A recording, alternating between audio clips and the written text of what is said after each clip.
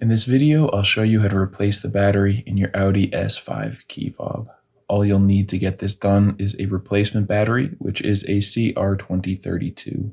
These are inexpensive. You can get them online. Go check out that first link in the description. That will take you right over to Amazon, where you can find these for a great price. Now, to get this thing open, we first want to find the buttons on the metal part on the bottom here. You have to hold both of those down and pull out the internal key. Inside, we have two more buttons, one on each side. So once more, we're going to hold both of those down and pull on this bottom part. And you pull and wiggle and you'll feel this start to slide out. You can just pull it right out. There's our battery. Just remove it.